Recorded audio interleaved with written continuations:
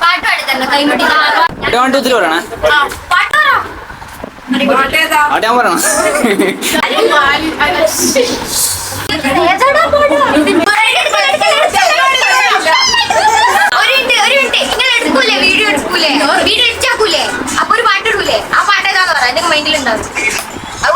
ഒട്ടകങ്ങൾ എങ്ങനെ ഇരിക്കുന്നു? സുലൈമാന്റെ അപ്പൊ ഞാൻ പൊട്ടനാ?